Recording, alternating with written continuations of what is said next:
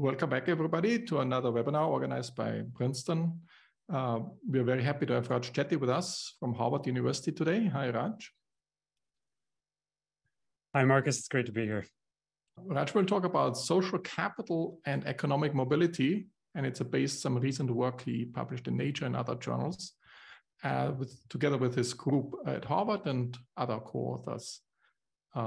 So let me put things in perspective briefly, and then we move over to Raj.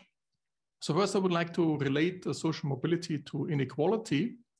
So there are different inequalities we are studying in economics. Of course, there's income inequality, which is like a flow measure, or wealth inequalities, which is more a snapshot, how wealthy our people are across the society relative to each other. And then there's social mobility, which is more a dynamic measure. It's about, how often do the wealthy become unwealthy, or the poor become rich and the rich become poor? How big is the change over time? So it's a more dynamic perspective on that. And so it's a switch from poor to rich and vice versa. And the question is, can you have upward mobility all the time? Or is it the case if somebody moves up, somebody else has to move down?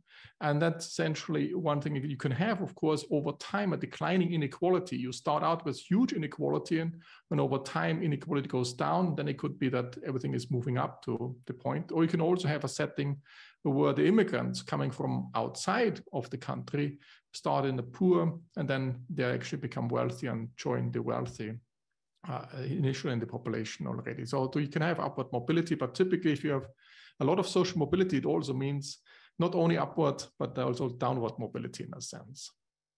But what I would like to introduce is, and that's what I did in my book on the resilient society, is resilience inequality.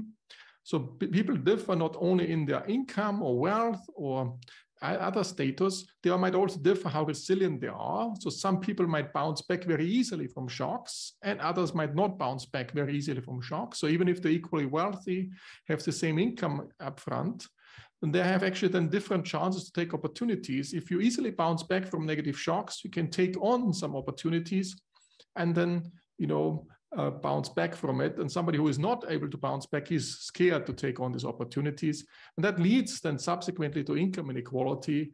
And then it builds up as people get more income over time, they become also wealthier. It leads to wealth inequality. So resilience inequality, I think, is also something which I'm very fond of to study. And that's my second slide, is to say, what can we say about social mobility versus resilience?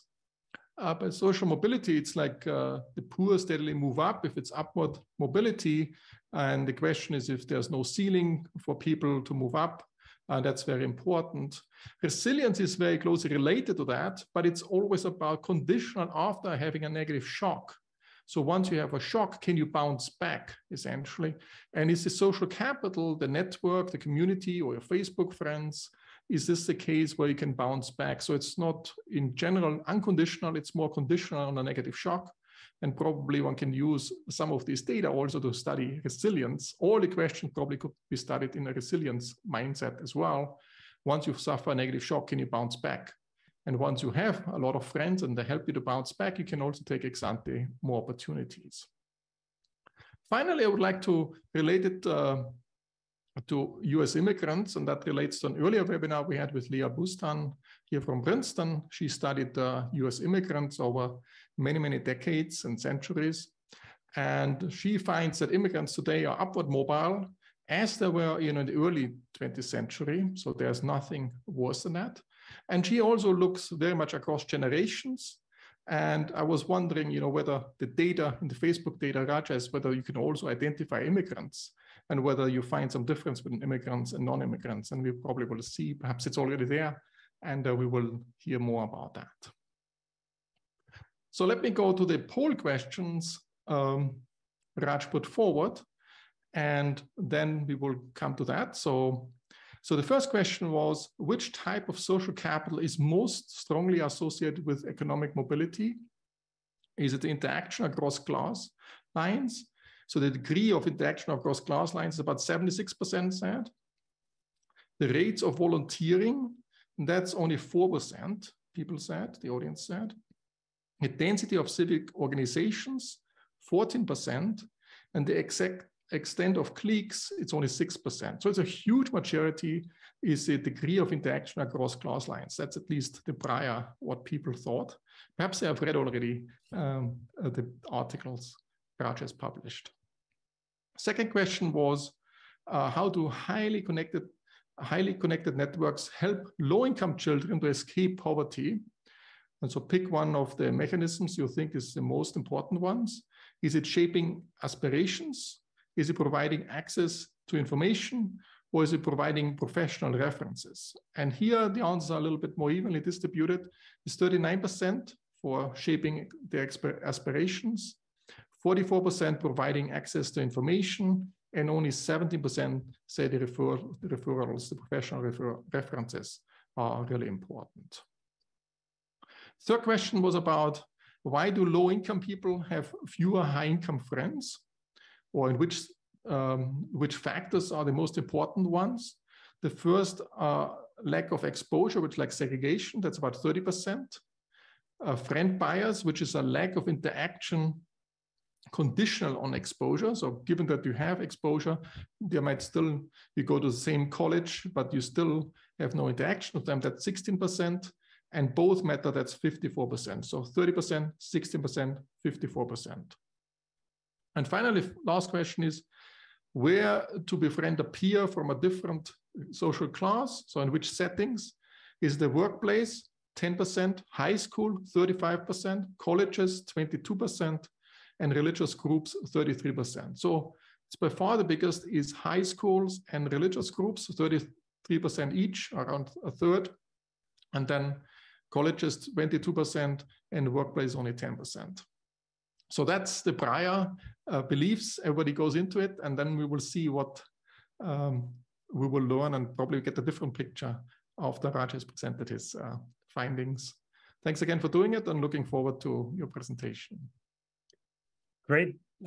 Thank you so much, Markus. It's a pleasure to be back with you, and thank you everyone for joining. So I'm going to share my screen here and toggle over to these slides. So I'm going to talk about work on social capital and economic mobility with a very nice introduction that Markus just gave to these issues. And I'm going to be presenting some work that's joined with a large team of folks who've been working on these issues over the past 4 years. And we just released these findings in a pair of papers published in Nature last month.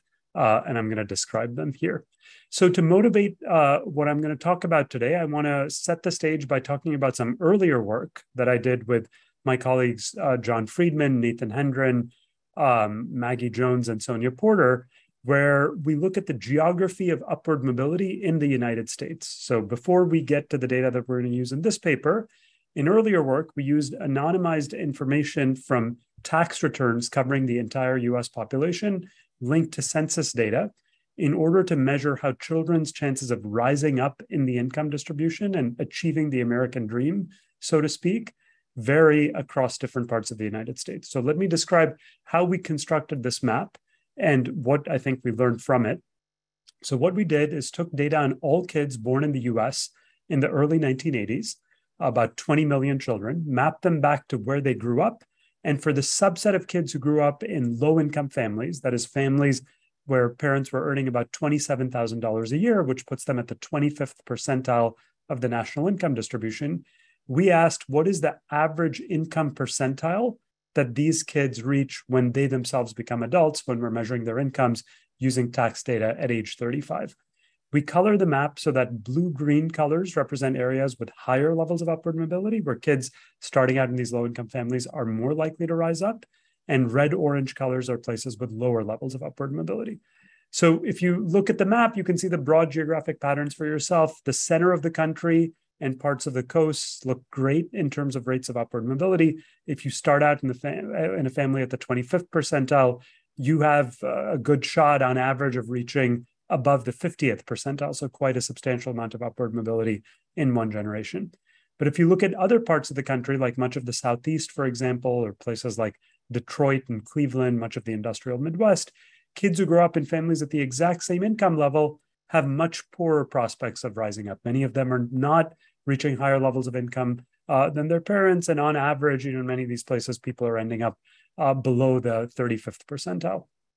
So this broad variation in economic mobility across areas has captivated the interest of many scholars in the past few years because it provides an unprecedented lens to study the determinants of social mobility and economic opportunity, because we can essentially ask, what is different in some of these counties in the rural Midwest, for example, versus the rural Southeast, or one city versus another city, or even zooming down to the census tract level, ask what are the drivers of differences in economic opportunity. And so there's a large literature that has emerged over the past few years that has identified several strong predictors of this variation in upward mobility that we're seeing across areas in the map that I just showed you. And it's identified a variety of factors that seem quite important in predicting these differences in economic mobility. So to give you an example, a number of studies have shown that places with lower poverty rates, more mixed income areas, tend to be places where kids from poor families are more likely to rise up. There are strong correlations with things like school quality, income inequality, so linked to what Markus was talking about at the beginning on different concepts of inequality. There's some well-known work going back to Miles Korak and Alan Kruger, who's at Princeton, showing that there's a strong correlation between levels of income inequality within a generation and rates of social mobility across generations. More unequal societies tend to have less social mobility as well across generations. There are well-documented links with racial segregation, family structure, and a number of other factors. Now, in the course of following this literature and contributing to it myself, a number of people mentioned to me, and I myself thought, could be quite intuitive, that the idea of social capital might be important in driving some of these differences in economic mobility. So my colleague here at Harvard, Bob Putnam, has written a series of books, starting with Bowling Alone, which many of you might know going back to the 1990s, on the potential importance of social capital for a variety of outcomes. And there's been a fair bit of literature in sociology and other adjacent fields suggesting that the strength of our networks or who we're connected to might be important in our communities in driving things like upward economic mobility. And so motivated by that, I began talking with some colleagues, in particular Matt Jackson, who's a pioneer in the study of networks in economics at Stanford, as well as Teresa Kukler and Johannes Strobel, who've done some of the most important empirical work on networks in recent years in economics.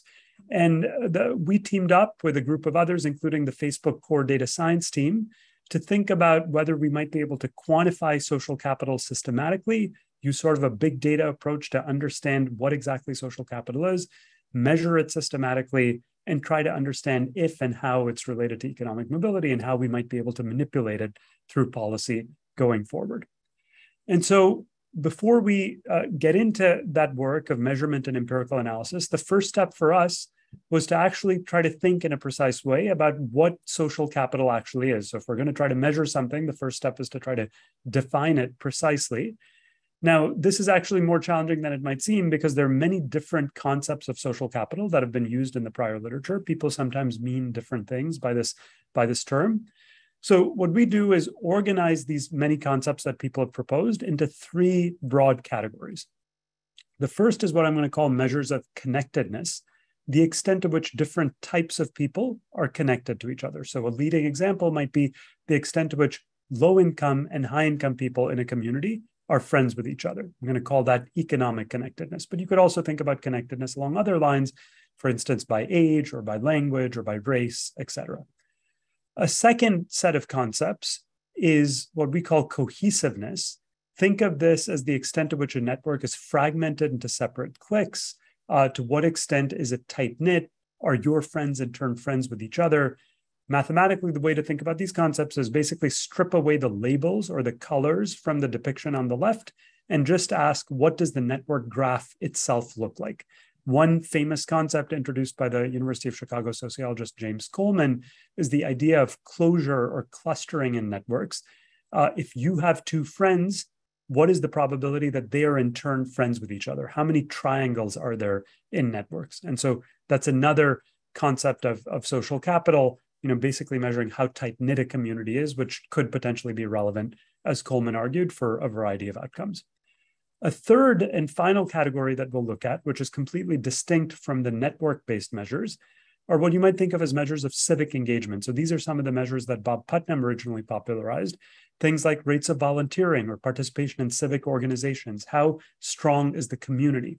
So you can think of these last set of measures as not using network data. The cohesiveness measures only use network data. And then the connectedness measures combine network data with data on people's characteristics. So that's kind of a partition of the space of potential measures that you might think about. And we will measure each of these. Our goal is to measure each of these systematically and understand if and how they're related to economic mobility. So the way I'm going to organize our discussion in the coming few minutes is to talk about what we did in 4 steps in these 2 papers, starting with how we measure the concepts of social capital that I just laid out, using very rich data from Facebook through our collaboration with their internal teams. I'll then analyze the associations between these new measures of social capital that we construct and make publicly available with economic mobility. Having shown that one particular form of social capital, economic connectedness, is very strongly related to economic mobility, I'll then turn to identifying the determinants of social connections. What is it that makes people have more social capital in some places relative to others? And then finally, I'll take a few minutes to talk about the data that we've released as part of this project that we think will hopefully be helpful in targeting interventions and moving the field forward in the future. Great. So let me dive in by talking about how we measure social capital using these new data, starting by just giving you a quick overview of the underlying microdata that we use to construct these measures of social capital. So we're going to use data from Facebook, in particular, all US-based Facebook users between the ages of 25 and 44 who are active on the platform, have at least 100 friends in the US, and we're going to take a snapshot of that data for the final analysis we're showing you here as of May 28th, 2022.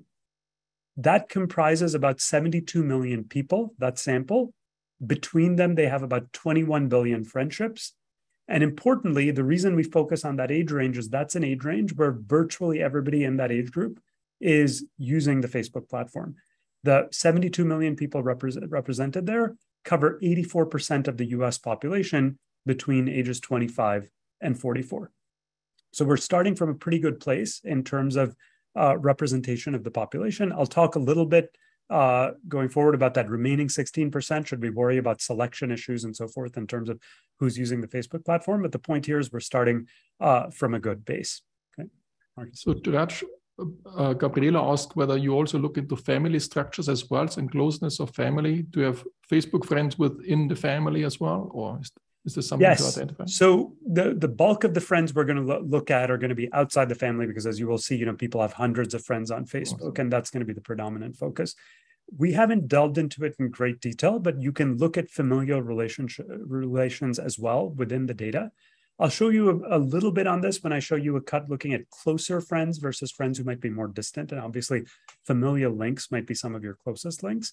And let me come back to that there. We find fairly similar patterns in those 2 cases, but I think there's more one could do on family going forward as well. And another quick question by Kefa from Nairobi. He would like to know whether you also take into account how much time they spend on the Facebook, or is it just connected friends? Yeah. So in our basic analysis, we're just going to look at who your friends are. You can then look at measures of intensity of friendship, time being one example, or time spent on the platform. And as I will show you, we end up finding quite similar patterns when we look at those stronger links. And let me come back to comment on why I think that is. Thanks. Great. So with that, let me now dive into the first measure that we're going to construct, which is this measure of economic connectedness. This is basically a measure of the extent to which people are interacting across class lines. To what extent are people from low income or low socioeconomic status backgrounds interacting with people from high socioeconomic status backgrounds? So why do we start with this measure? It doesn't come out of thin air.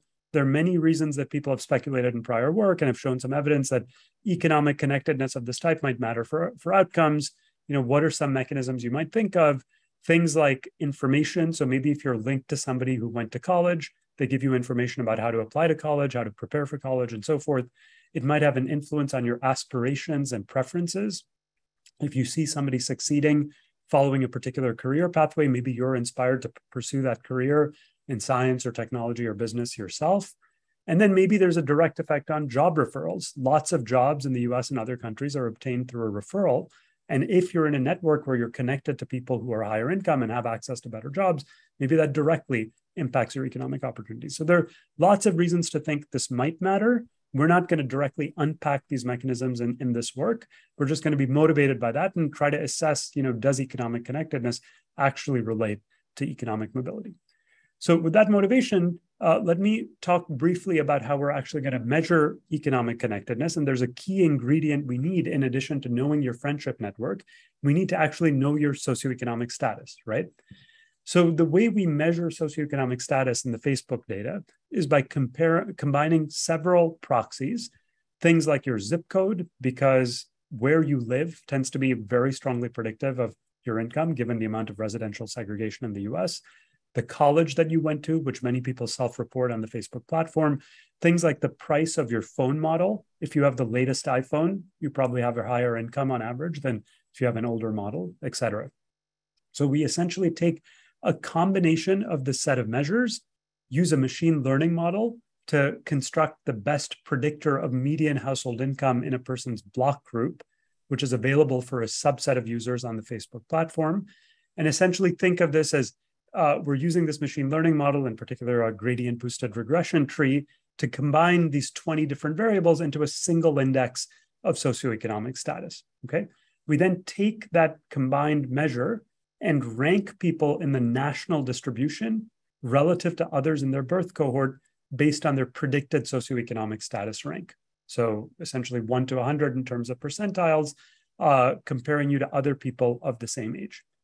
Now, these socioeconomic status measures that we've constructed, you might worry, and we spent a lot of time worrying about whether they are accurate measures of socioeconomic status. And so we did a lot of benchmarking exercises where we show that these measures are very highly correlated with publicly available statistics from administrative data sources on income distributions by high school, by college, by zip code. What we see in the Facebook data on average for each of those units, if we look high school by high school in America, for example, lines up very closely with what you would get from the National Center for Education Statistics, for instance. One final note on this, we also obtain pretty similar results when we use simpler measures of socioeconomic status, like just the median income in your zip code or a simple weighted average of standardized proxies rather than this fancier machine learning model. So the details turn out not to be that important in the end here, but I just want to be clear about how we're measuring socioeconomic status, combining all these different proxies. Okay, so using those measures combined with the friendship network data from Facebook can show you this first chart here, which is a depiction of the degree of homophily, the degree of cross-class interaction in the United States as a whole. So what this is plotting is for each percentile of the socioeconomic status distribution on the x-axis, we're asking what is the average socioeconomic status rank or average income rank, to use a shorthand, of your friends. And what you can see is that there's a very clear upward sloping relationship. The richer you are, the richer are your friends. That's a pattern that's been documented in prior work, and we see that extremely clearly in these data as well. Now, some of the questions that were raised initially are essentially asking, if you look at closer friends, people you're spending more time with, people you're more closely connected to, what do the patterns look like? I think that's an important question, especially in the context of the Facebook data, because the median person has something like 500 friends on the Facebook platform. And so you might have the reaction, well, I have 500 friends on Facebook, but they aren't really my friends, like the people who might influence my economic mobility. The people who really matter are, say, 5 or 10 people who I'm very close with. And so what we do to assess that is look at your top 10 friends, defined based on things like intensity of interaction and how close you are, how many messages you're exchanging, et cetera. And what we find is if you replicate this graph for your top 10 friends, you find a little bit more homophily than you do overall, but the pattern looks extremely similar. And more generally, Markus, coming back to those questions, if I replicate each of the results that I'm going to show you going forward within this top 10 friend sample, you get extremely similar results to what I'm showing you overall. So I was wondering, if you control for regions, if somebody lives in New York City, then all his friends will be wealthy too, or similar in San Francisco and in other regions in the US, the friends are by nature not so wealthy because... Yes. Do you still find it? Or? Yes. So I'm going to get into that in great detail. That's basically going to be the distinction between exposure and friending bias that I'm going to talk about. So exposure is just you tend to be friends with the people near you, as you just suggested. If you live in a wealthy area, you might have more high income friends. That's part of what's driving this. But there's another phenomenon, which is even if I live near a wealthy person, I may not become friends with that person. And we're going to call that friending bias. And I'm going to get to in a few minutes how much of this relationship is driven by the first factor versus the second factor. Great. Okay. So one more... a quick question also. Yes, please. How to deal with duplicates in Facebook accounts? Yeah. So there's a pretty, sophisticated procedure that Facebook tries to use to eliminate duplicates using things like where people are logging in from, et cetera. And we are taking advantage of that here. Now, is it absolutely perfect that there's literally are no duplicates? I think one can't be entirely sure, but our sense is, for the most part, you can think of these as unique users. Okay, one final benchmarking exercise. Anytime we use a novel data set like this, I like to make sure using comparisons to other data sources in many different ways to validate the new data. And so one validation that I think is very useful is to compare the degree of homophily that we're seeing in the Facebook data shown here in the green to what we see in a representative survey, the Ad Health survey, which surveys about 12,000 high school kids and asks them about their friends in high school, and then you can construct using that data measures of homophily by parental socioeconomic status. And what we're doing here is comparing what we get in Facebook to what we get in the Ad Health data. And what you can see is, I think, exactly what you'd expect if you think of the Facebook data as basically a national population estimate using 72 million users. And then here's an estimate using 12,000 users. It's basically like a noisy version of what you're seeing in the green. So the fact that those two align so well, I think, should be quite reassuring in terms of the use of this data in understanding these kinds of questions. Okay. So that's surprise you that the green dots are so smooth. There's no hiccup anywhere or anything. So, part of it is just a simple consequence of averaging. So this is the conditional expectation. And what this is basically telling you is the conditional expectation function is very smooth. I mean, there's, of course, a lot of variance within each of those dots. And in a sense, that's what I'm going to get to next, starting to unpack that variation. But you're right to observe, Markus, and I mean, that's the power of big data, right? That I think with enough averaging, we start to see these very clear, smooth relationships in populations. And so, that's a good segue now to then disaggregation, to trying to understand what's behind that curve. The power of having such a large sample is not just that you get a prettier graph in what I just showed you, nationally, but that you can now cut that graph in many different ways to start to understand the determinants of social capital and how they affect various things. And so in particular, we can disaggregate by zip code, by high school, by college, et cetera. So in order to do that, rather than showing you that curve again and again for every zip code, for every high school, that would be a lot to look at. I'm going to distill it to a one-dimensional statistic that captures the extent of cross-class interaction. And so in particular, I'm going to look at a very intuitive measure. What are the number of high SES friends, above median socioeconomic status friends that below median socioeconomic status people have as a share of their total number of friends? So this is just saying, what fraction of your friends are above median income if you are a below median income person. And we're going to take that measure and normalize it. We're going to divide it by a half, recognizing that if you made friends at random, 50% of your friends would be above median income if you're a below median income person, right? So if this number is 1, it means that you're making friends essentially at random in the population. And if that number is below 1, it means that you have fewer high SES friends than you would if there were no homophily in the population. Okay, so this EC statistic is what I'm going to focus on throughout much of the presentation. Overall, in the nation as a whole, that number is 0.78, reflecting exactly the pattern I showed you on the previous slide, that low-income people tend to be friends with lower-income folks more than higher-income folks.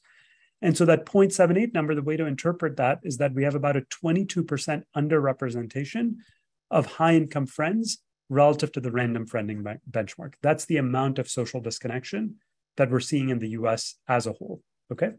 So now what we can do is construct that same statistic. What is the degree of economic connectedness of low-income people to high-income people for every county in America? And that's what's being shown on this map, where we're plotting that EC measure. You can see it's centered around 0.78, which is the national average. Red colors now depict places with lower economic connectedness, where the poor are more disconnected from the rich. And blue colors, you can see the numbers get above 1. In some of these places, more than half of your friends are high income, right? So you can see in the map that there's a broad, there's quite a substantial amount of variation in the degree of cross-class interaction across places, as Markus was anticipating. Some of that comes from the simple fact that if you live in a richer place, you're going to interact more with high-income folks. But some of it doesn't come from that, as I'll get to in a second. We're going to see that it's about 50-50 in terms of those two explanations. Another point, which you're probably already noticing, and I'm going to get into in much more detail in a second, is that this map looks visually very similar to the first map that I opened with on economic mobility. And so we'll see in a second that these two things are indeed quite tightly linked. So one quick clarification. When you talk about median income, you mean the median in your county or the median nationwide? It's always nationally. So we're ranking everyone nationally. Okay. And then I'm going to basically look at how much of the variation is coming from exposure to higher income people in your county or in your zip code in your area versus in differences in interaction between those people. But all ranks are always in the national distribution. Thank you for clarifying. So this is a county level picture in the nation as a whole. I just want to show you that a lot of this variation emerges not just across broad regions of the country, like the Midwest versus the Southeast, but actually much more locally. And so in order to show you that, I'm going to toggle over to this tool here that you can access on the web yourself at a website, socialcapital.org. We're calling the Social Capital Atlas, where I'm going to start out with the national view that we saw in the previous map. But then the way this tool works is you can type in any place you want. I'm going to type in New York City, given where Markus is, and just zoom in to look at the data now, zip code by zip code in New York, the same statistic. What fraction of the friends of low-income people are high income? And you can see that there's a tremendous amount of variation, even, very locally. Mm-hmm. So in Manhattan, for example, the lower income folks who live there are more likely to be connected to high income folks, less so in the Bronx, less so in Brooklyn, more so in Queens relative to other places. And then, you see variation in Newark versus other parts of New Jersey and so forth. So there's a lot of very local variation. Now, I've focused here in depth on one of the measures of social capital, that connectedness measure. I want to briefly mention the other measures as well. So a second concept that I mentioned at the beginning is this idea of cohesiveness. Forget about people's incomes and just ask the extent to which networks are clustered versus not. So how many triangles are there in the network? How tight-knit is the community? Purple here are places that are less tight-knit, where you have two friends and they tend not to be friends with each other. And green are places, are communities that are more tight-knit, where clustering is higher. And you see here what I think is a very intuitive but different spatial pattern from what we saw with economic connectedness. The more urban areas, which is exactly what James Coleman had anticipated 30 years ago, which have more transient populations, tend to have less clustered, less tight-knit communities. The more suburban areas out here in Long Island, parts of suburban New Jersey, tend to have much more tight-knit communities. The key point I want to make here for our purposes is this measure of social capital spatially, the patterns look very different from economic connectedness, right? It's not that Manhattan is high in that form of social capital and Bronx is lower, et cetera. It's a totally different spatial pattern. And then finally, I'll show you a third measure, civic engagement. So here with the Facebook data, we're able to measure in a much more precise way rates of volunteering than people have been able to do in the past. So in Facebook, people join various types of groups, as you might know, and we can classify some of those groups as being about volunteering and use that to construct a measure of the rate at which people are volunteering, zip code by zip code in the US. And again, we validate this at broader geographies using data from the General Social Survey, and it lines up very closely with other measures of volunteering. And once again, you see a spatial pattern that looks very different from what you see from the other measures of social capital, where parts of Manhattan, you see higher levels of volunteering relative to other parts, et cetera. And so the key point I want to make, there's a lot more that can be unpacked with these data, and this is all publicly available for download, and we hope people will explore this in greater detail. The simple point I want to make here is that these different measures of social capital each have very different spatial patterns. It's not like there's one place that's rich in all forms of social capital that people have talked about and poor in all others. It really matters which dimension you're talking about. And so just to formalize that a little bit, let me come back to the slides and just show you a correlation matrix of these different social capital measures that we've released publicly, measures of connectedness across different characteristics, measures of cohesiveness, measures of civic engagement. And when you look at the correlations between these measures, you can see, there's some correlations that are higher than others, but generally they're pretty small. And so the key thing I think that underscores, Markus, is that when we think about social capital, we need to be precise about what type of social capital we're actually talking about, just rather than talking about it in broad terms. And so with that motivation, I'm now going to turn to the next part of the talk and ask, our motivating question: are any of these measures related to social capital? And if so, which one? And so I'm going to start with economic connectedness, where I'd already previewed the result. Here's now a scatter plot version of that, where we're plotting rates of economic mobility from the prior work we did using tax records for the 200 largest counties in the US versus this new economic connectedness measure from the Facebook data. And you can see those things are incredibly strongly linked, with a correlation of about 0.65. Places where we're seeing low-income people have more high-income friends tend to be places where you have higher levels of economic mobility. So that's the correlation with economic connectedness, shown as 0.65 here on this chart. Let's now correlate rates of upward mobility with all of these other measures of social capital that we've constructed. And you see, I think, an incredibly stark and clear pattern, which is there is one and only one measure of social capital that's strongly correlated with mobility, and that's cross-class interaction, economic connectedness. All of these other measures have little or no correlation with economic mobility. So that's a set of univariate correlations. You can do the same thing in a multivariable regression, put them all in on the right-hand side of a regression. Everything is explained by economic connectedness as opposed to these other measures, right? So what we've established there is that economic connectedness is very strongly correlated with upward mobility. And it's possible that there's an important causal set of mechanisms there. I mentioned some of them before, things like aspirations, information, job referrals. But of course, economic connectedness may be correlated with mobility, even in the absence of a causal effect, for other reasons. And we need to consider those other reasons carefully to understand what's going on here. So I think there are three other channels that you might think about for why we see a link between these two variables. The first is reverse causality. Perhaps it's that higher upward mobility leads to higher economic connectedness in adulthood rather than the other way around. What's a simple story that illustrates that? Suppose you start out as a low-income kid.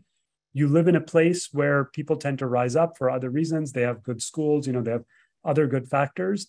You had a lot of lower-income friends while you were growing up through your family. Now you have a lot of high-income friends once you've gone to college and so forth. And that's going to lead to a high level of economic connectedness, I suppose, not because connectedness affected mobility, but rather the other way around. So that's one thing we'll have to think about. A second possibility is selection. Maybe it's just that the people who live in highly connected areas are different on other dimensions. Maybe they're from different racial backgrounds. We know from our prior work that there are big differences by race in economic mobility in the US. And so maybe it's about simple selection rather than connectedness actually mattering. A third possibility is even if we establish that places have a causal effect on upward mobility, maybe it's not the direct effect of connectedness itself, but rather other features of neighborhoods, things like the quality of the schools that might be higher in more economically connected places that generate higher levels of upward mobility. So what I'm going to do in the next few minutes is walk through each of these other explanations and assess their importance, okay? So let's start with reverse causality.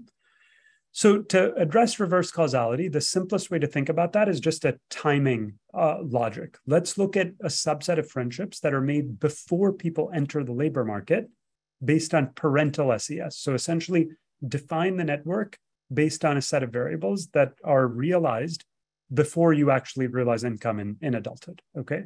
So they cannot be mechanically affected by rates of upward mobility. So how are we going to construct these measures of childhood economic connectedness? We do it in two ways. First, for a subset of people in our Facebook analysis sample, we can link them to their parents. About 30% of people, we can find their parents in the Facebook data, and we can identify which high school they went to. And using that, we can construct measures of high school friendships based on parental socioeconomic status. So that's one approach. A second approach is to use current day users of Instagram, which is now the most popular one of the most popular platforms for people who are, say, between the ages of 13 and 18 today. And again, we can form a measure of childhood connections for that group. And it turns out when we use either of these measures of childhood economic connectedness, we find that they remain very strongly correlated with upward mobility. 0.44 in the Facebook subsample linked to parents, 0.62 using the Instagram full sample. So what that shows you is this can't just be purely about reverse causality. Even if I define your network purely based on your childhood friends, there's a strong link with upward mobility. So that, I think, deals with the reverse causality issue. Let me now come to the second issue of selection versus causal effects. So what we would like to do here is look at the relationship between the causal effects of counties on upward mobility and economic connectedness.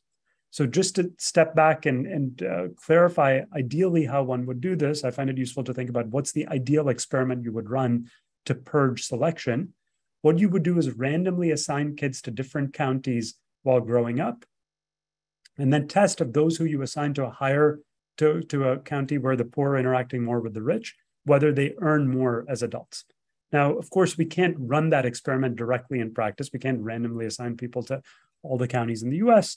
So what I'm going to do instead is make use of a quasi-experimental design that I developed in some earlier work with Nathan Hendren in a paper published in the QJ in 2018, where we use a mover's design to identify the causal effect of each county. And rather than going to the details of that paper, I'm just going to give you a quick summary here of what we do. We look at 7 million kids using data from tax returns whose parents moved to a different county while they were growing up. And we make the key identifying assumption that the age at which you moved between a given pair of areas is orthogonal to your potential outcomes, conditional on parental income. Sort of say that differently, if Markus and I both move, from, say, New York to San Francisco, but Markus moved when he was 4 and I moved when I was 7, we're basically going to compare Markus's outcomes to my outcomes to identify the relative impact of growing up in San Francisco versus New York. We're going to make the identifying assumption that conditional on both of us making that same move and having the same parental income, our outcomes would otherwise be comparable, except for the fact that we grew up in different places. And using that, we can identify pairwise the effect of growing up in County A versus County B for every pair of counties in America, and then distill that to a vector of fixed effects, the vector of causal effects of each county in the US, okay? So that approach, there's an important identifying assumption there. It's been extensively tested and validated in the subsequent literature. I'm just going to take those estimates at face value here and look at how they are related to economic connectedness. So the idea here now is that I'm putting the causal effect of growing up in a given county on the y-axis, constructed using this method that I just described, and plotting that in a bin scatter plot versus economic connectedness. This measure is now purged of selection under our identifying assumptions. And the key thing it shows you is that if you grow up for more years in a county that's more economically connected, you have a higher level of earnings in adulthood. And the magnitude here, it's a little bit hard to interpret directly from this chart. Let me just say it's quite substantial. We estimate that if low-income kids were to grow up in counties with a level of connectedness that is comparable to the average high-income kid in the US, their earnings would rise by about 20%. Okay, so there's quite a substantial connection between these two things. So that analysis, in our view, establishes that a large part of the correlation that we're seeing is related to a causal effect on upward mobility rather than selection effects. In particular, moving to a higher connectedness area earlier in childhood has a causal effect on upward mobility. So last step, what that shows us is that growing up in a higher EC place is good for you in terms of your chances of rising up, but it doesn't directly establish that that is because of connectedness itself, as opposed to other factors that might be correlated with living in a more connected area. And Markus, I think, gave what I would think of as the leading example. More connected places tend to be richer places, places where there are more high-income people around. Those places are going to have more resources, better public goods. So we tend to have property tax finance schools in the US. Your school is going to be better funded if you live in a more connected place on average. And maybe it's that factor that really matters for economic mobility rather than connectedness itself. So to get at that, the last thing we do in this part of the analysis is compare the explanatory power of the strongest predictors that have been identified in prior research of differences in economic mobility across areas, things like poverty rates, inequality, racial segregation, and so forth, versus economic connectedness. And I'm going to start by examining the role of average neighborhood incomes, which is a very strong predictor and importantly is also highly relevant for policy. It's currently the most widely used marker of high opportunity areas. So if you look at a lot of policies in the US that are targeted at low versus high opportunity places, they often define what is a high opportunity place based on the level of income in that area. So to understand the relative contribution of income versus economic connectedness, let me turn to this chart here. So what we're doing here is representing each zip code in America by a dot, and we're plotting economic connectedness in that zip code constructed using the Facebook data, the degree of cross-class interaction, versus median household income in the zip code just from census data. You can see exactly as Markus was anticipating, there's a strong upward sloping relationship here. If you live in a richer place, you tend to have richer friends on average. But there's also a lot of dispersion around that. You can have a set of places that are comparably rich, where you see a lot more cross-class interaction in some of them relative to others. Now we get to what I see as the key point. Let's color these dots by the rates of upward mobility from the Opportunity Atlas tax data, the earlier research that we had done.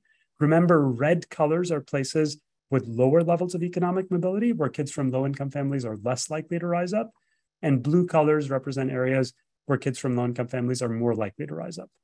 What you see is, I think, a very striking and important pattern, which is that if you take any vertical slice of this figure, there's a clear change in the color of the dots as you move up. So what that's saying is if I take a set of places, all of which have a median household income of around $50,000 a year, and I move from a place where the poor are not interacting with the rich to a place where they are interacting with the higher income folks, you see a systematic change in rates of upward mobility associated with that dimension. If, on the contrary, I do the converse exercise and look at how rates of economic mobility change as I move to richer places relative to poorer places, so places with very high median household incomes versus low median household incomes, I see essentially no change in colors. So controlling for the level of cross-class interaction, resources seem to have essentially no relationship with economic mobility. So that analysis suggests, this is essentially a non-parametric depiction of a multivariable regression. What it's basically telling you is that it really seems like it's the economic connectedness dimension that matters, not the level of resources itself. So we can do this type of analysis for a variety of other factors that people have identified in the literature. So one of the relationships that has received a lot of attention, both in academia and the policy conversation, is the strong link between levels of income inequality and upward mobility across generations, shown in this regression here in the first column, where we're regressing upward mobility on the Gini coefficient across counties. But then if you go to the second column and include economic connectedness as an explanatory factor, you can see that that completely knocks out the relationship between inequality and mobility. In that sense, connectedness basically explains the relationship between inequality and mobility. So what is going on there is that more unequal areas tend to be places where there's more social disconnection between low and high income folks. And that fully accounts in a statistical sense for why they have lower levels of economic mobility. Give you another example.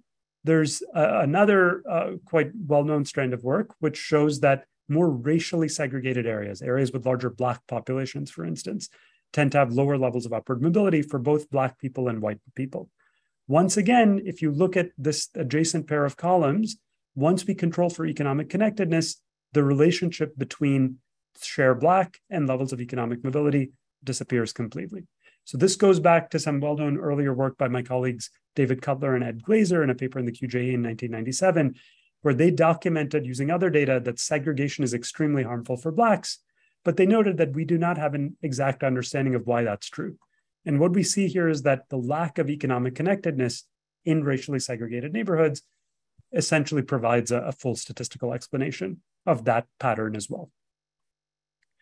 So, what we've seen so far is that economic connectedness really seems like a very strong predictor of chance of rising up in the income distribution for kids from low-income families.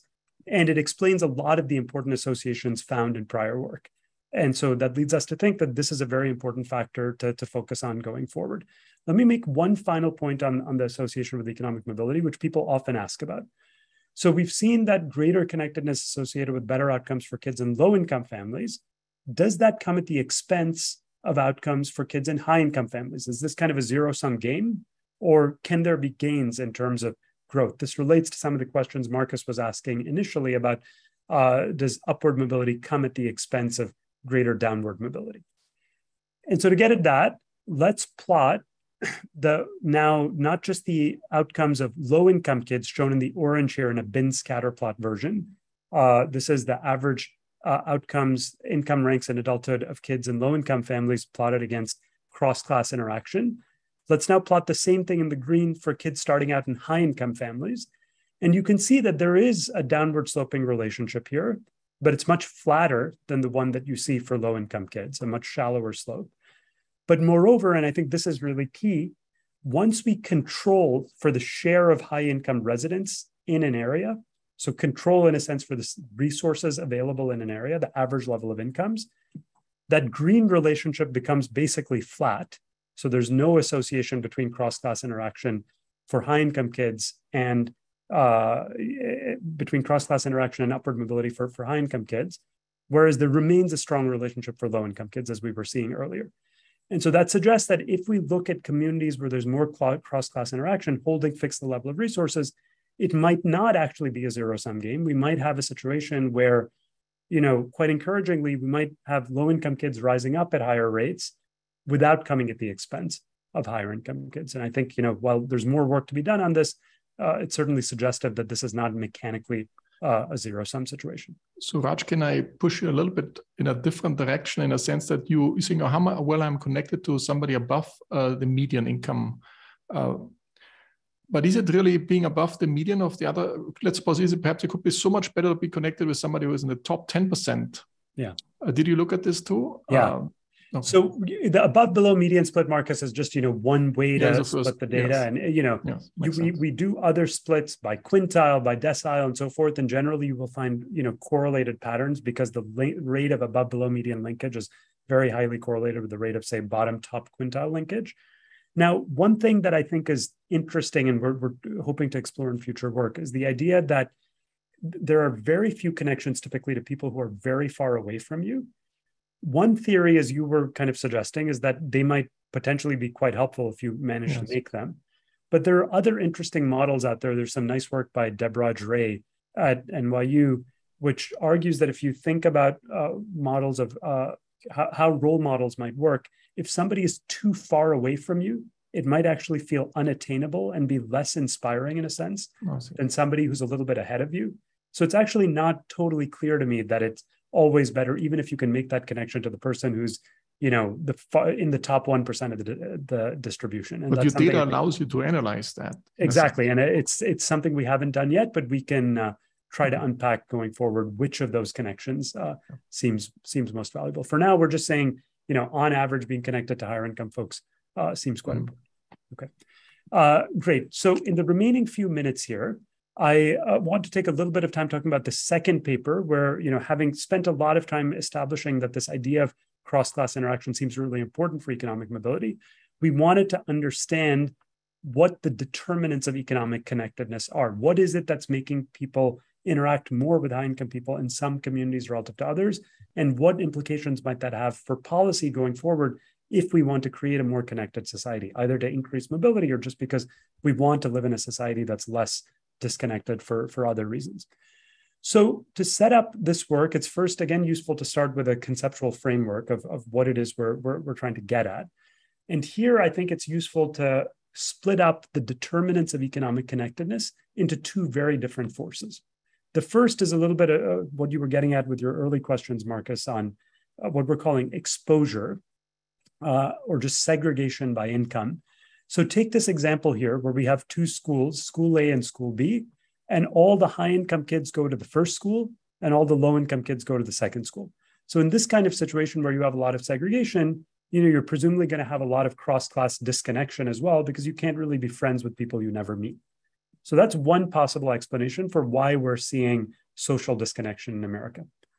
A very different explanation is that you actually have integrated schools, as in this example here, but still you don't have interaction between low and high income people. So a lack of interaction conditional on exposure, and we're going to call that friending bias. So it's critical, I think, to understand how much of the social disconnection we're seeing is due to a lack of exposure versus friending bias, because the way you want to address the problem is very different if it's the former as opposed to the latter, right? If it's about the former, you want to think about things like changes in school district boundaries or busing or affordable housing or basically ways to integrate people. If it's about the latter, you've got to think about what's going on within your school, within your college, within your community to get people to interact. All right, so we, motivated by that logic, decompose economic connectedness for a given person into the sum of three components across the groups where they make friends. So if you think about economic connectedness for a given person, the share of high income friends they have, we can write it as follows. Take a group G, like say the high school that you go to or the church that you're a part of. Ask what fraction of your friends you make there. Ask what share of the members of that group are high socioeconomic status. How exposed are you to high income people? And then what is your probability of actually befriending them, conditional on their presence? So in particular, the way we're going to define friending bias, just to be clear here, is take the share of high SES friends you make in a given group G and divide that by a share of the share of high SES members you make who are part of group G. And then we're going to take 1 minus that. So if you're making friends exactly in proportion to the presence of high SES members, so say 30% of the people in your group are high SES, and 30% of the friends you make are high SES, then we're going to say friending bias is 0. You're basically sampling at random. If only 20% of your friends are high SES in that example, then you're undersampling the high income folks by 1/3, and friending bias is going to be 1/3. Okay, so if you just work out the math, you can see that if I take the product of these three things in each group and add that up over all the groups in which you participate, I'm going to get to your overall share of high income friends. Okay, so this decomposition is useful because we can measure each of these components in the Facebook data and then figure out the relative contribution of the exposure channel versus the friending bias channel. Okay, so how do we actually operationalize this in the data? So the key step here to make this work is that we are able to map friendships back to where they are formed.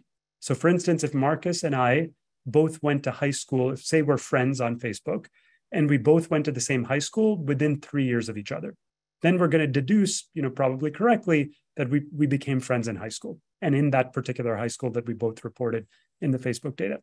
So using that kind of technique, we're able to map the friendships that we see in the Facebook data to 6 different types of settings, which represent the most common settings where people make friends in the US. Schools, colleges, workplaces, recreational groups, religious groups, and neighborhoods, okay? So let me show you now the statistics that we measure in each of these groups and then show you how important exposure is versus friending bias. So I'm going to start by measuring these friending shares. So here's the first picture there. So here we're looking at the college setting and we're asking what proportion of your friends do you make in college based on your income level? And what you can see here is, I think, a quite intuitive pattern. High socioeconomic status people tend to make a lot more of their friends in college relative to low socioeconomic status people, partly for the simple reason that they're more likely to go to college to begin with. Now we can look at all of the other settings, workplaces, high schools, and so forth, and you can see, what offsets this college pattern. Where are low-income people tending to make their friends? They tend to make their friends at a much higher rate in their own local neighborhood than high-income people do. And that, I think, maybe resonates with some of you. It, to me, is an important finding because it explains something that we had seen in our earlier work that I never fully understood, which is that where you grow up seems to matter a lot more if you're a low-income person than a high-income person. It's a very clear pattern documented in a number of studies. And this is very consistent with that. I think the social network that you have is much more heavily defined by where you live for lower income folks than higher income folks who tend to be connected with people who are all over the place. Okay, so that gives you a sense of the friending shares by income across these different settings. Now let's turn to the next component that matters, which is exposure. So take the set of below median SES people and ask how exposed are they in their groups to above median SES people in each of these different settings. So this 0.82 number says, for instance, that on average, you have an underrepresentation of about 18% relative to what it would be if you had random exposure in the neighborhood you live in as a low-income person. And that's because we have residential segregation in the US. Low-income people tend to live around low-income people. Similarly, for all of these other groups, the one exception is college. If you go to college, you tend to be exposed to a lot of high-income people precisely because high-income people tend to be much more likely to go to college to begin with. So that's exposure.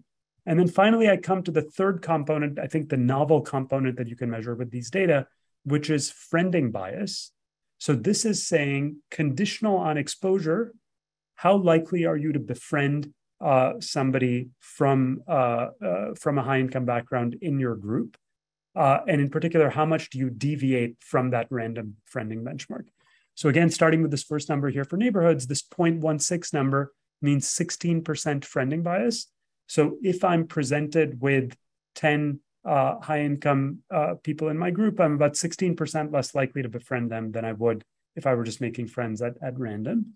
To give you some context for that 16% number, remember that overall in the US, when you do the below-above median split, there's about a 20% underrepresentation of above median friends relative to what you would expect with random friending.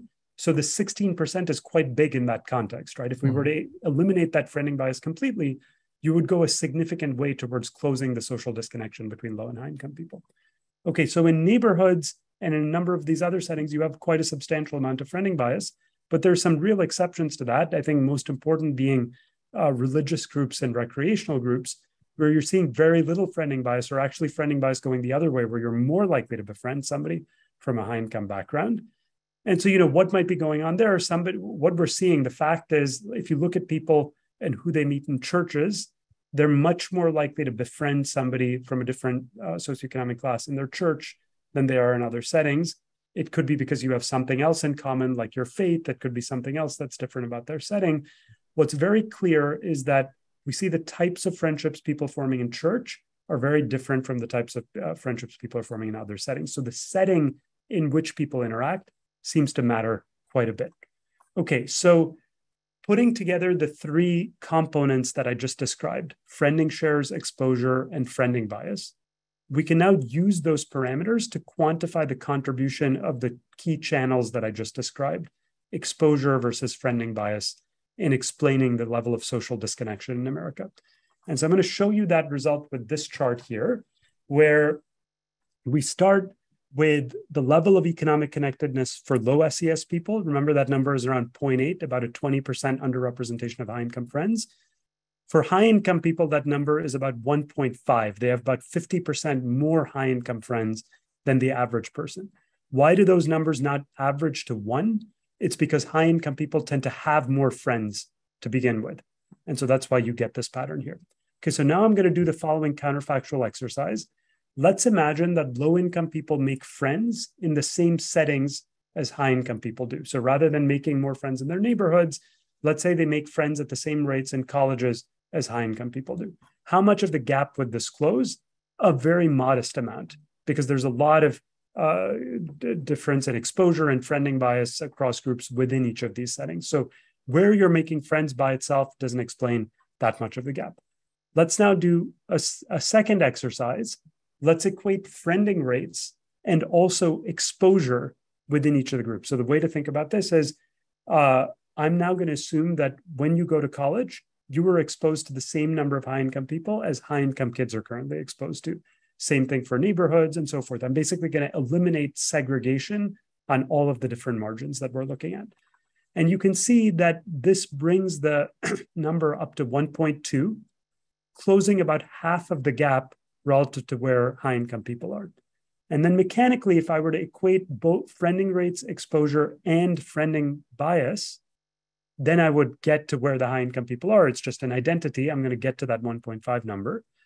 And so what we learned from this analysis, I think the key takeaway is that about half of the social disconnection between low and high-income people in America is driven by a lack of exposure. The fact that low-income people live in different neighborhoods, go to different colleges, go to different schools, go to different churches, et cetera. But then the remaining half is explained by friending bias, a lack of interaction, conditional on exposure. So both factors are equally important in response to that poll question initially. And so, why is that? I think that's very important from a policy point of view, because it suggests that even if we were to manage to integrate every school, every college in America, you'd still have half of the social disconnection left between low and high income people, right? So put it differently, or it's important to organize parties centrally and mix people in the same institution. Is this fair to say? Or? That's exactly right, Markus, and that's kind of what I want to transition to and end on. Is it about organizing parties, or is it about other types of things that we can do to systematically try to address friending bias in the same way that I think we think a lot about how to address exposure? You know, places like Princeton and Harvard devote a lot of effort nowadays to admitting a diverse student body. Yes. But conditional on admitting a diverse student body, how do we think about how people are interacting within our institutions? And so in the last few minutes here, I want to show that we can think systematically about friending bias in the same way that we often think systematically through potential policy solutions about exposure. So to do that, I want to show you that friending bias and exposure vary not just between these different settings, like I've been looking at here, but across groups within settings. And we can learn a lot from that, I think. And I'm going to illustrate that by focusing on the case of high schools. So here is a plot of friending bias and exposure. So the share of high SES students and the degree of friending bias conditional on exposure in each of these schools, with 1 dot per school in America. So again, we've released all of these statistics publicly. You can look up your own school in your neighborhood. And what you can see is that there's a lot of variation in schools on both of these dimensions. And importantly, you can take schools that are known to be very diverse. So take, for example, the big public high school in Berkeley, California, near the University of California, Berkeley, or Evanston Township High School, which is right next to Northwestern University. These are pretty diverse schools, which have like a good mix of high and low-income students, roughly 50-50, but they also have quite a bit of friending bias. So this is sorted so that higher numbers, higher levels of friending bias are lower on this chart. And so you take a place like Evanston Township, you know, there's quite a substantial amount of friending bias there. Low-income kids are significantly less likely to become friends with the high-income kids in their school than they are with the low-income kids in their school. And that is actually a point that has been well documented in prior ethnographic work by sociologists looking at the Evanston High School, which is known to be a very fragmented place along various lines. And so using these data, we can start to look for patterns. You know, we see that there are some schools that are pretty diverse that have very low friending bias. There are other schools where you know, you have very high levels of exposure, like Exeter Academy, you know, private school that predominantly has high income kids. Friending bias is pretty low there, but there are relatively few low-income kids to begin with. So these two dimensions are both important to think about. In some schools, the lack of connectedness might be driven by a lack of exposure. In other schools, it might be about friending bias. Now, importantly, friending bias varies for systematic reasons. It's not just like people's preferences vary across places. There are systematic institutional factors that seem to predict the level of friending bias. And so let me give you a few examples here. Here is a plot of levels of friending bias versus the number of students per cohort in the school, the size of the school. And you can see very clearly that friending bias is substantially higher in big schools relative to small schools. And that's a systematic pattern we find in the data. So, you know, intuitively, Markus, as I'm coming back to your party example, if you go to a party with, say, 500 people, you're probably likely to gravitate towards the people who are like you, the people who you know. But if it's a party with 10 people, you're probably going to talk to everyone by the end of the evening. And we see that very clearly in the data.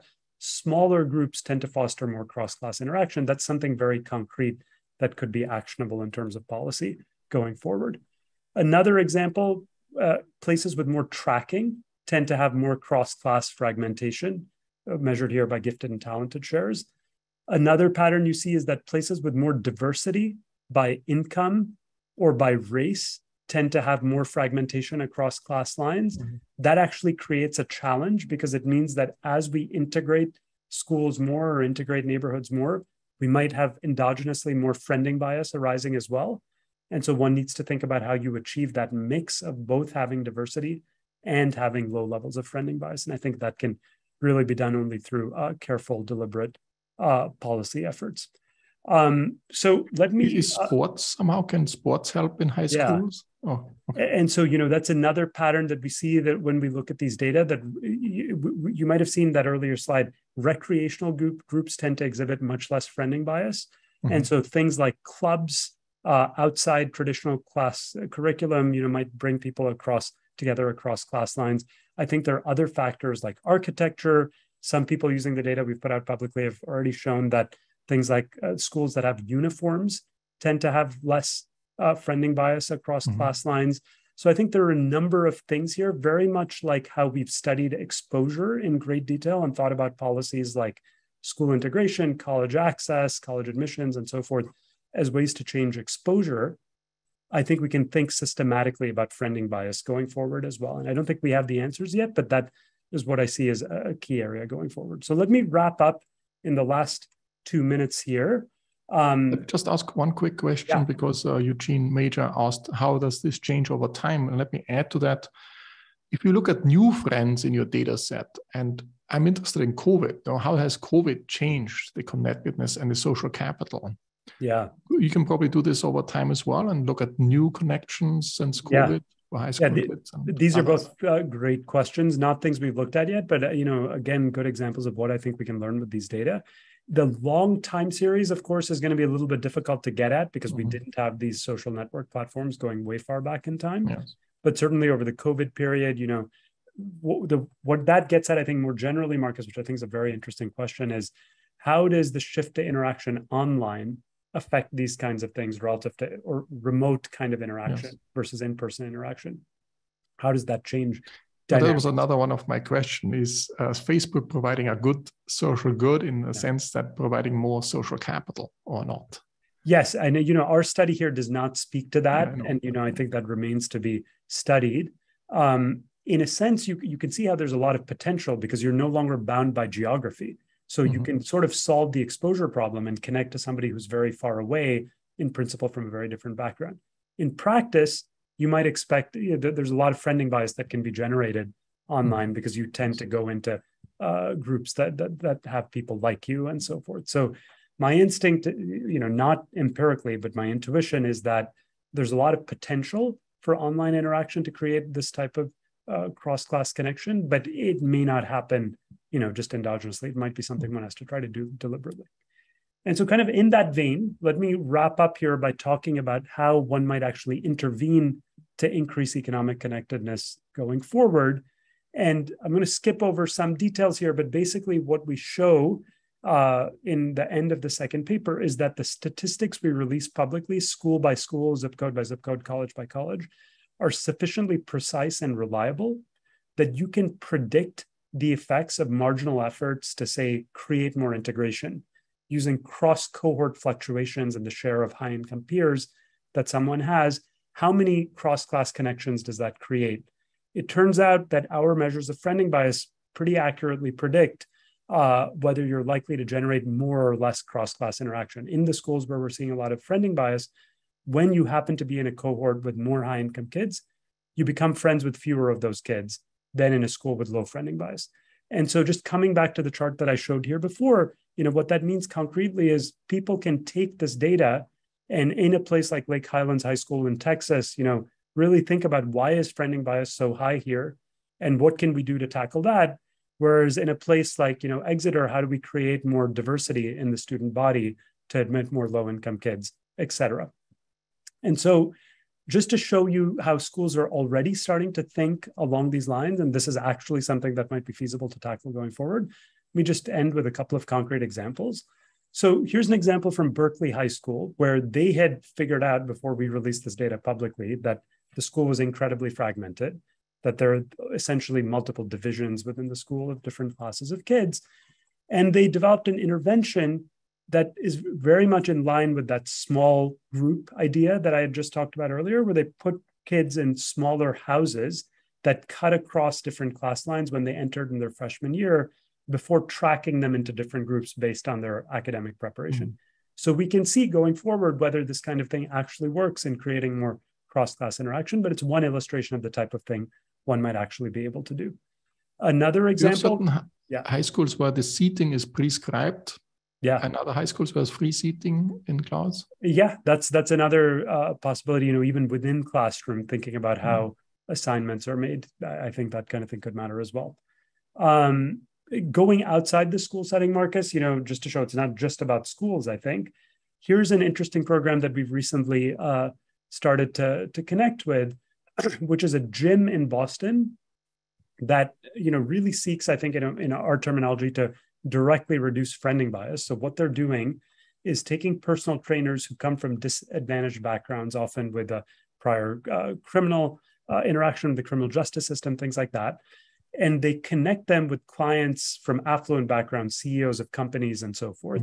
And what they are focused on is not just providing this personal training service, but if you focus on the text in the bold here, they point out how the people in our program gain access to new networks and opportunities, and they're fundamentally focused on creating this kind of bridging social capital across class lines. And they argue, and again, this could be studied systematically going forward, that this really changes the pathways and the opportunities that people have. So you can think of this as a direct way to tackle friending bias. So let me wrap up. I hope I've shared a bunch of results. There are really two broad messages I'd like you to take away.